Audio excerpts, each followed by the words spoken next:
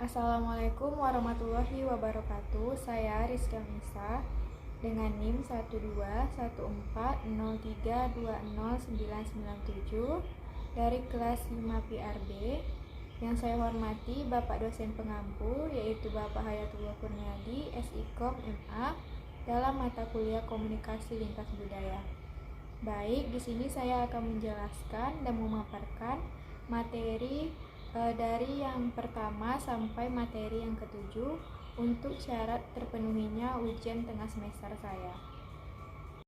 Baik, materi yang pertama yaitu konsep dasar komunikasi antar budaya.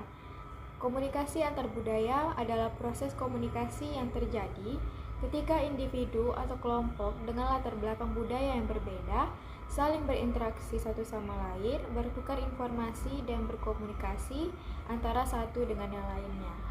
Dalam konteks ini, kita dapat memulai dengan menjelaskan definisi dan ruang lingkup dari konsep ini. Kita juga dapat membahas mengenai bentuk-bentuk dari komunikasi antar budaya, seperti komunikasi verbal dan nonverbal, serta perbedaan dalam bahasa dan logat yang digunakan oleh setiap budaya. Selain itu, kita dapat membahas pentingnya mengenai dan memahami perbedaan budaya dalam konteks komunikasi antar budaya dan mengetahui bagaimana perbedaan ini dapat mempengaruhi cara kita berkomunikasi dengan orang lain dalam latar budaya yang berbeda. Selanjutnya ada definisi dari komunikasi. Mengutip dari pendapat Saundra Hebels dan Richard L. Weaver II, bahwa komunikasi merupakan setiap proses pertukaran informasi, gagasan, dan perasaan. Proses itu dapat meliputi informasi yang disampaikan tidak hanya secara lisan dan tulisan, tetapi juga dengan bahasa tubuh, gaya, maupun penampilan dari diri. Atau juga bisa menggunakan alat bantu di sekeliling kita untuk memperkaya sebuah pesan. Menurut Hebels dan Weaver II pada tahun 1992 pada halaman 6. Selanjutnya ada pandangan terhadap komunikasi. Pandangan terhadap komunikasi sendiri sekurang-kurangnya ada 3 pandangan terhadap komunikasi, yaitu yang pertama ada komunikasi dipandang sebagai aktivitas simbolis, proses dan pertukaran makna.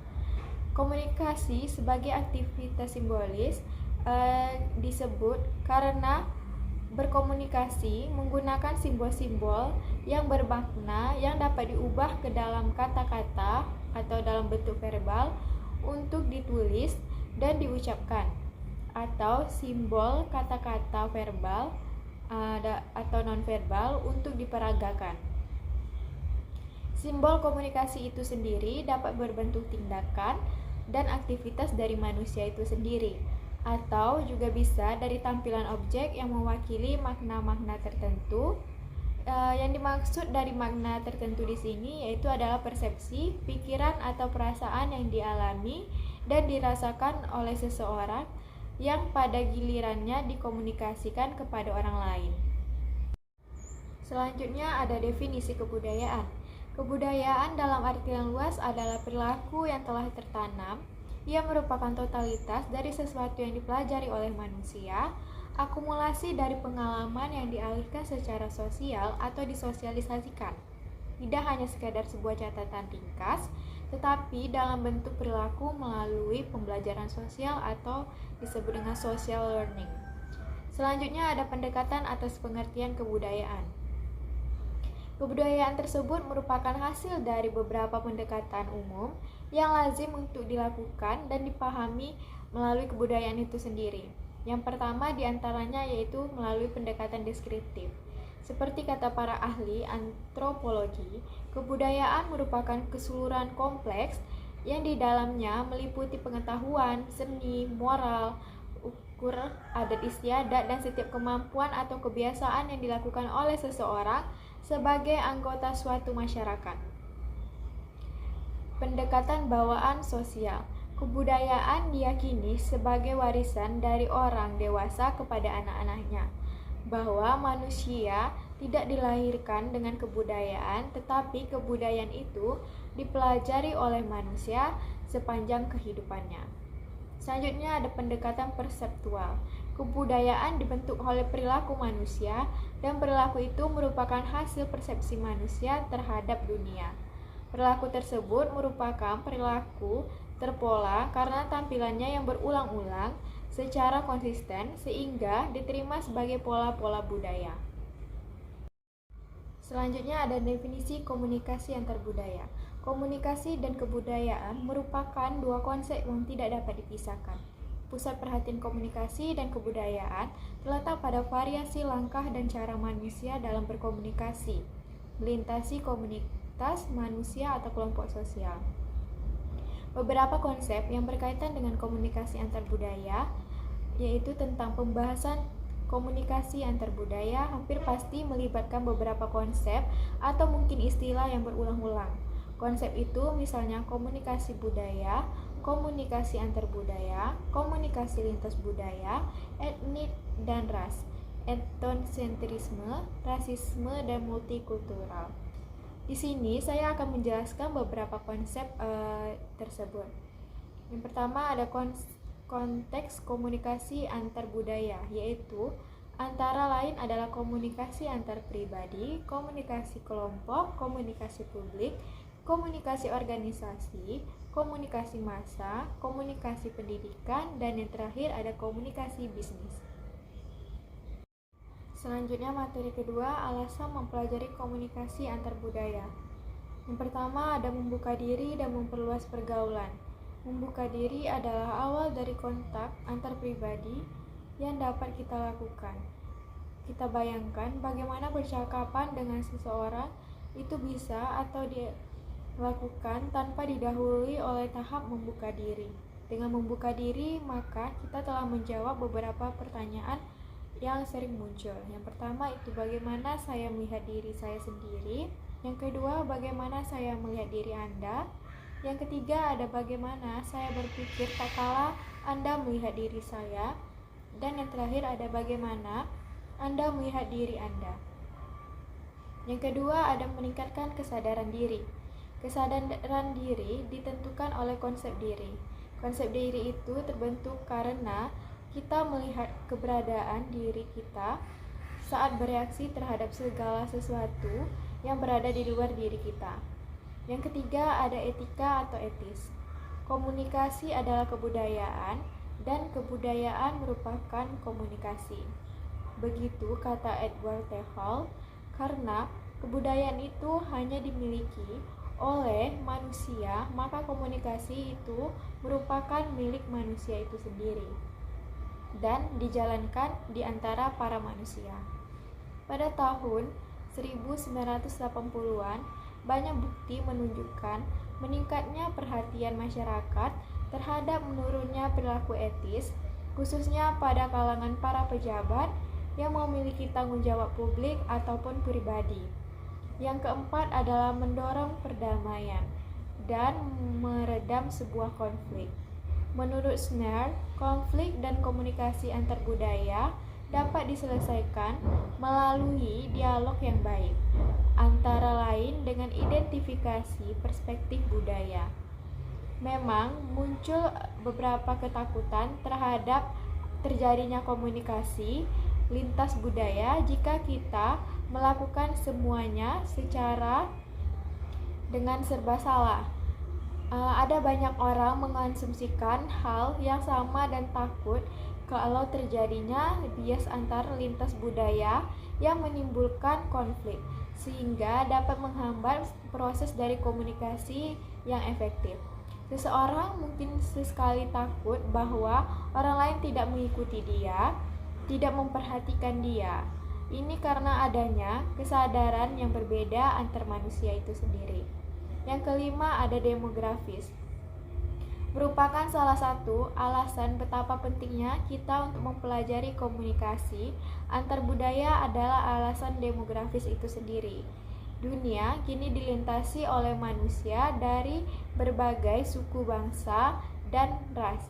Kita juga akan mengetahui secara tepat bagaimana struktur penduduk berdasarkan etnik dan golongan atau ketenaga kerjaan, dan mungkin dapat dilihat atau mempelajari perilaku kelompok etnik dan ras dalam kegiatan ekonomi.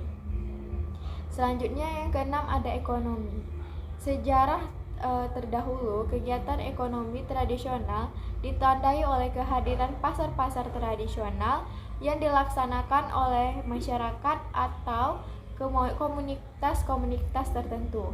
Sampai sekarang, pasar tradisional juga tetap dilakukan.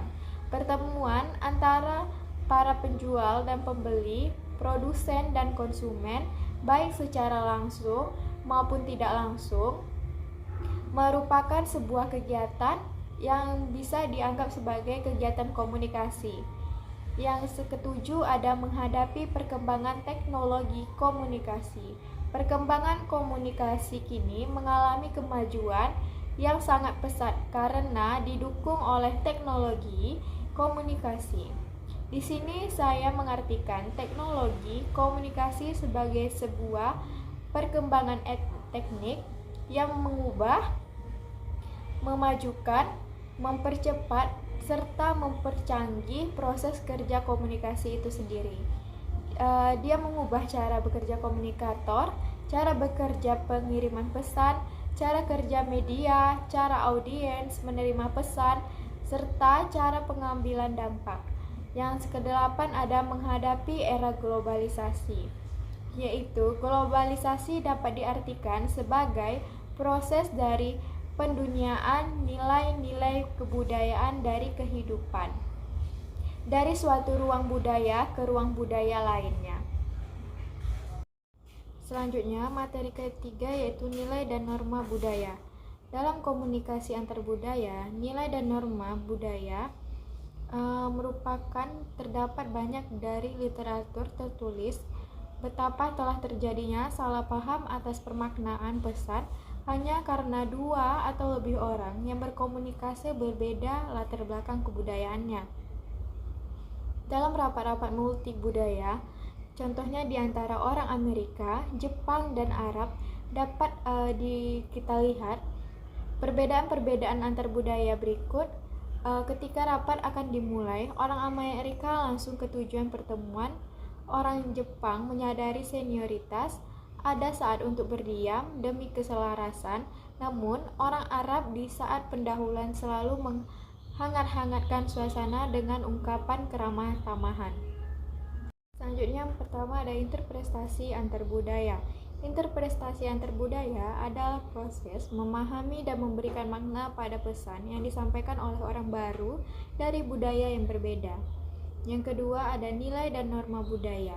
Yang pertama yaitu budaya material. Yang dimaksud dengan budaya material di sini adalah objek material yang dihasilkan dan yang digunakan oleh manusia, mulai dari peralatan yang sederhana seperti peralatan rumah tangga, mesin otomotif, hingga instrumen yang digunakan dalam penyelidikan. Yang kedua ada budaya non-material. Suatu masyarakat berkebudayaan tidak hanya menciptakan budaya material yang dapat ditangkap oleh indera, dipakai, dimakan, dan diminum. Ada pula budaya non-material yang digunakan sebagai rujukan perilaku kelompok masyarakat. Selanjutnya ada karakteristik budaya dan komunikasi. Kebudayaan itu dipelajari, kebudayaan itu dipertukarkan, dan kebudayaan tumbuh dan berkembang. Dan yang terakhir ada pembentukan budaya dan cara berkomunikasi, terbagi antara dua, faktor internal dan faktor eksternal. Selanjutnya ada materi yang keempat, pesan verbal dalam komunikasi antar budaya. Yang pertama, manusia dikelilingi oleh bahasa. Bahasa adalah sistem simbol yang digunakan untuk berkomunikasi. Kehidupan manusia selalu dikelilingi oleh bahasa, baik itu melalui radio, televisi, buku, surat, kabar, majalah, dan lain sebagainya. Bahasa dalam hal ini memainkan peran penting dalam kehidupan manusia, karena bahasa memungkinkan manusia untuk berkomunikasi dan berinteraksi dengan orang lain. Bahasa juga memungkinkan manusia untuk memahami dunia di sekitarnya dan memperluas pengetahuan mereka. Selanjutnya ada jenis-jenis pesan verbal. Yang pertama ada verbal vokal. Dalam praktiknya, verbal vokal ini berkaitan dengan komunikasi nonverbal, terutama konsep paralinguistik.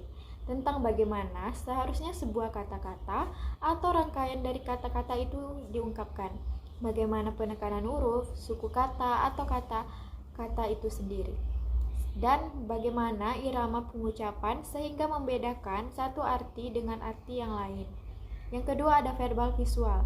Jenis pesan verbal berikutnya adalah verbal visual. Jika kita berbicara dengan seseorang, maka kita merasa tidak cukup untuk mengungkapkan kata-kata atau rangkaian kata-kata itu hanya sekedar dari ucapan, tetapi harus menggunakan visualisasi agar dapat dilihat atau didengar oleh telinga. Misal, tulisan itu di atas kertas bening. Dengan demikian, Anda melihatkan kata-kata yang tadinya diucapkan hanya sekedar dengan media lain, yakni dari bahasa ke telinga menjadi dari bahasa ke mata. Selanjutnya ada verbal vokal visual. Verbal vokal visual adalah pengungkapan suatu kata atau rangkaian kata-kata dengan bantuan suara dan ditunjang oleh visualisasi. Selanjutnya adalah mempelajari pesan verbal dalam konteks ilmu bahasa. Menurut Ovid Hutton pada 1997 dalam bukunya Sosiolinguistik, memahami bahasa dalam konteks masyarakat dan kebudayaan. Bahasa dapat dipelajari sekurang-kurangnya dalam dua dimensi, yaitu dimensi penggunaan dan dimensi struktur. Dimensi pertama yaitu dimensi pemakaian, menjadi kepedulian dalam berbagai bidang studi antara lain kesastraan, komunikasi, retorika, sosiologi, ilmu politik, dan psikologi. Yang dipelajari dalam kajian pemakaian bahasa adalah apa yang dikatakan manusia, apa yang dikatakan tentang pikiran mereka, dan apa yang dimaksud dengan penuturan atau tulisan mereka, dan apa yang dijelaskan oleh Hutton di atas berkaitan oleh para peminat studi Balthasar dengan beberapa konsep yaitu fonolog, morfologi, semantik, sintaksis, dan pragmatis. Selanjutnya budaya berbahasa. Manusia tidak bisa tidak berkomunikasi. Oleh karena itu, manusia sudah pasti akan berkomunikasi melalui bahasa, dan karena bahasa adalah kebudayaan, maka orang pasti berkomunikasi dalam dan antar budaya.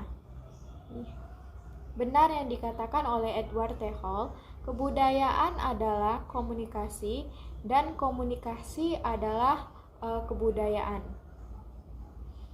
Dalam kultur bahasa, dikenal 4 jenis budaya yang menunjukkan penggunaan bahasa sebagai alat dari komunikasi, yaitu yang pertama ada budaya lisan, tulisan, cetak, dan elektronik.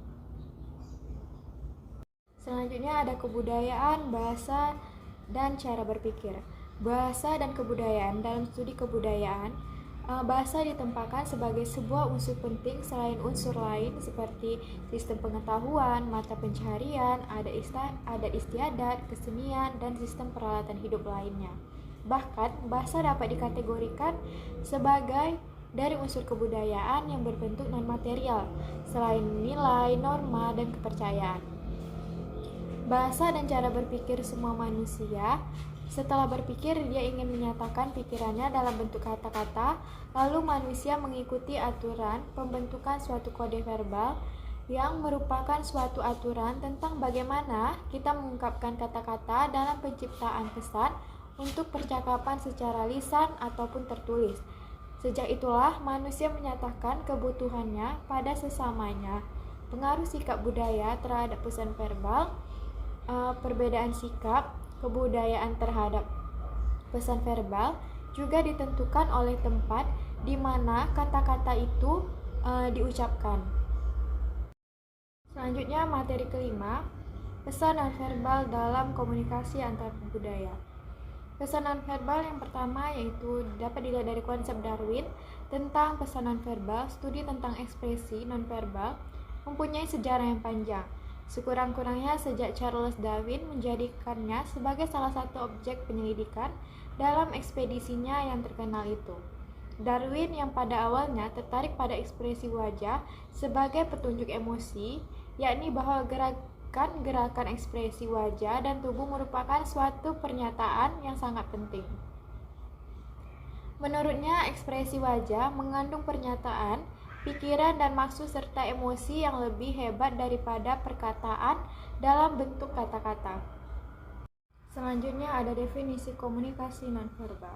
Komunikasi nonverbal merupakan tindakan dan atribusi lebih dari penggunaan kata-kata yang dilakukan seseorang kepada orang lain untuk bertukar makna, selalu dikirimkan dan diterima secara sadar dan untuk mencapai umpan balik atau tujuan tertentu. Menurut Burgon and Shen pada 1978, komunikasi nonverbal meliputi ekspresi wajah, nada suara, gerakan anggota tubuh, kontak mata, rancangan ruang, pola-pola perabaan, gerakan ekspresi, perbedaan budaya, dan tindakan-tindakan nonverbal lainnya yang tidak menggunakan kata-kata.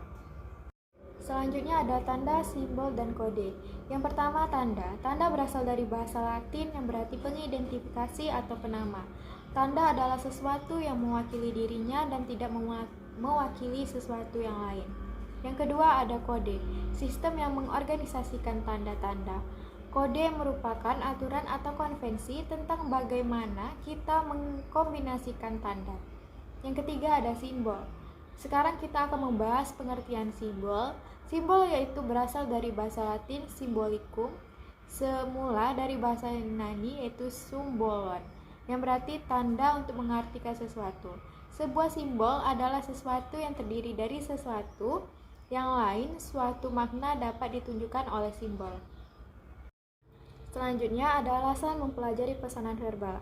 Kita dapat meringkas beberapa alasan penting untuk mendorong kita mempelajari pesanan verbal. Antara lain yang pertama, agar kita dapat memahami bahwa pesanan verbal mampu mengkomunikasikan emosi.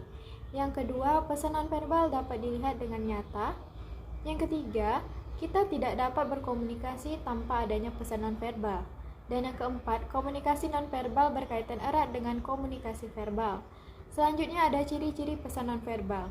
Tanda-tanda komunikasi nonverbal itu ambigu. Tidak ada kamus yang dapat mengklasifikasikan semua tanda-tanda nonverbal.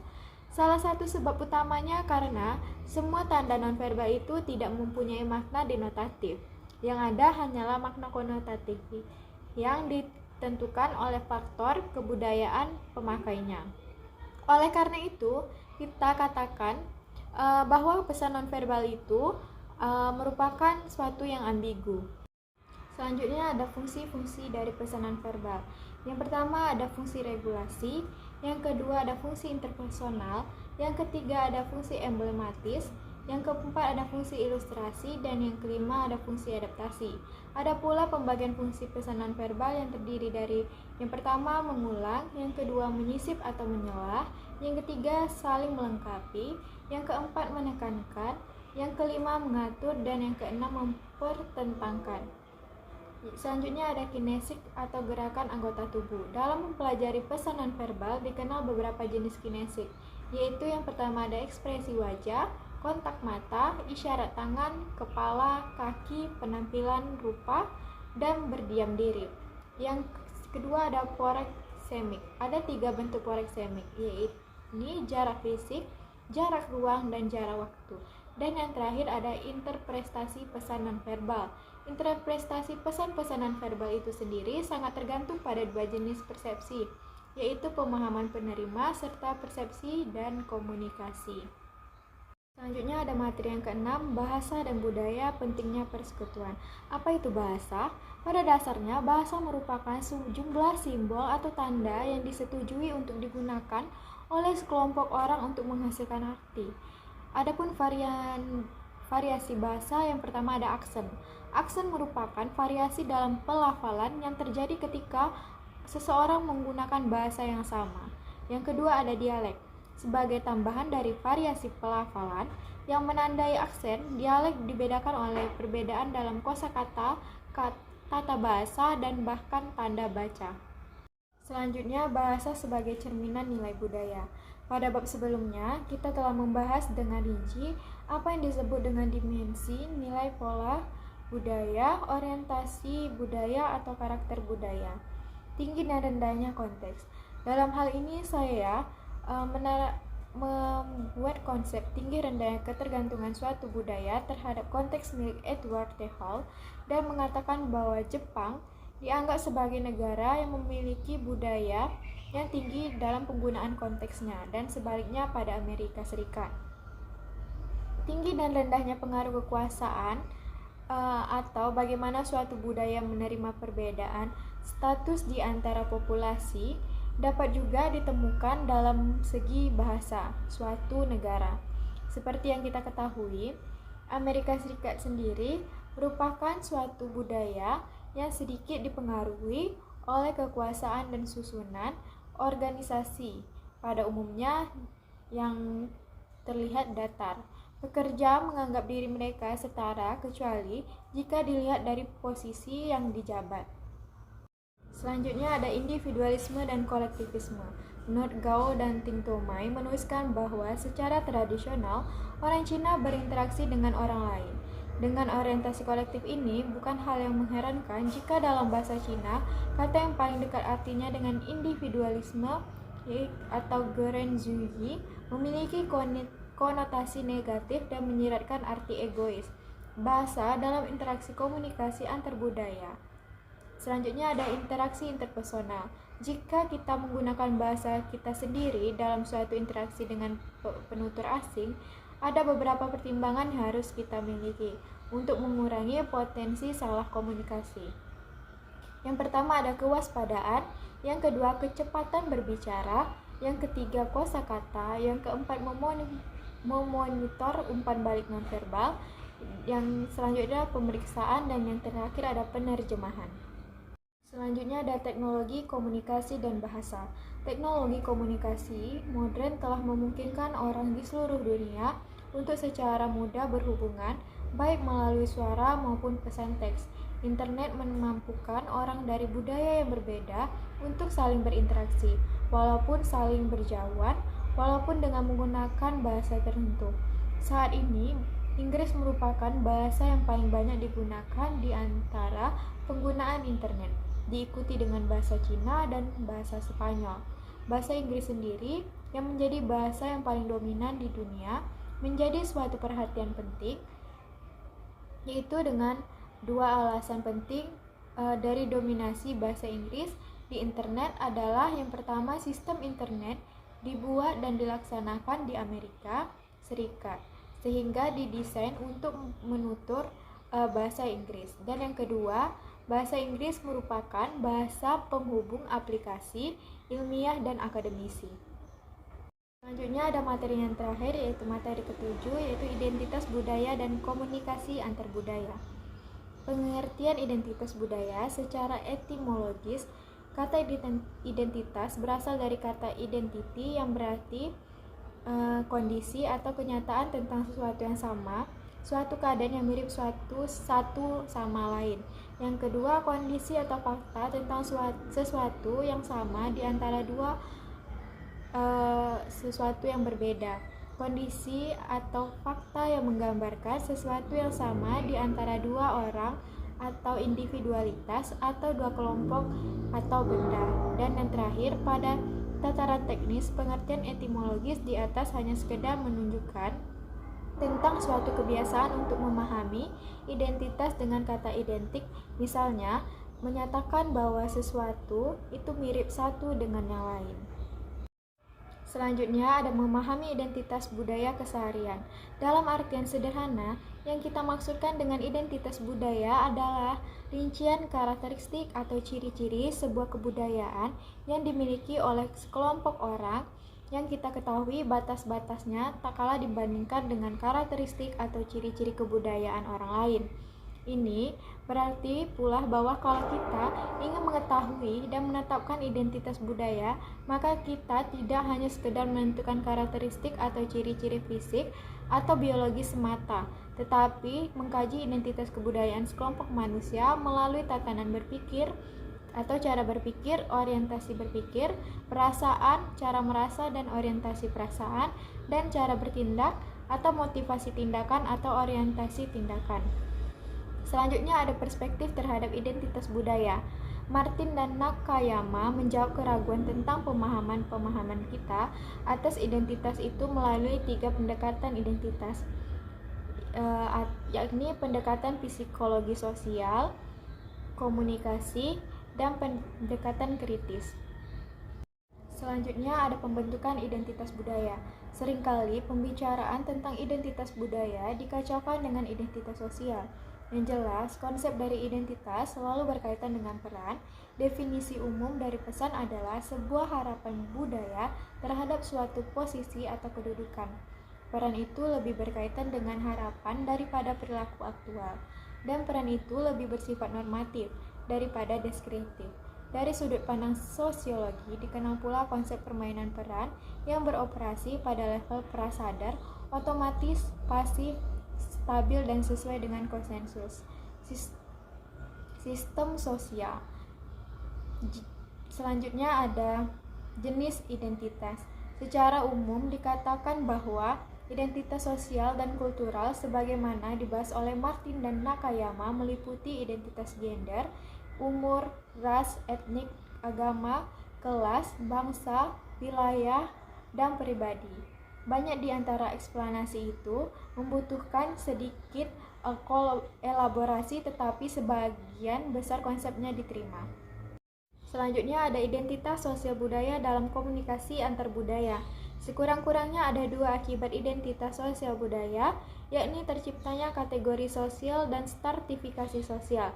Yang kita maksudkan sebagai kategori sosial adalah kategori suatu masyarakat berdasarkan identitas-identitas sosial tertentu yang diduga dapat menampilkan pola komunikasi antar budaya tertentu pula.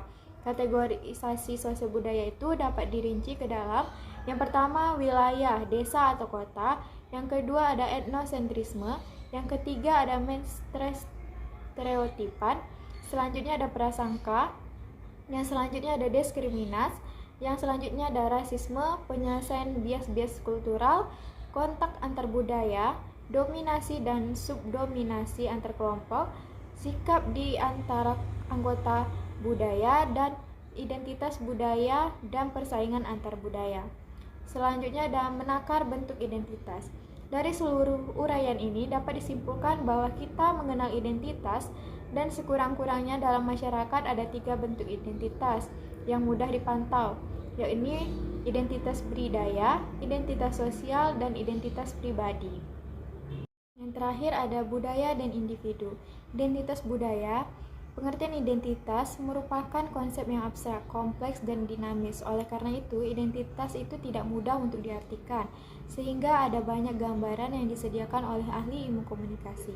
Identitas sosial yang dipilih yang pertama ada identitas rasial, etnis, gender, pribadi, dan sebelumnya telah dinyatakan bahwa identitas pribadi terdiri atas karakteristik yang membuat seseorang berbeda dari orang lain di kelompoknya, memperoleh dan mengembangkan identitas, membentuk dan menetapkan identitas, identitas dalam interaksi antar budaya, identitas masyarakat multikultural.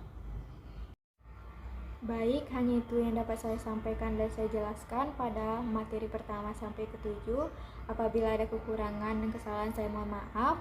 Wassalamualaikum warahmatullahi wabarakatuh.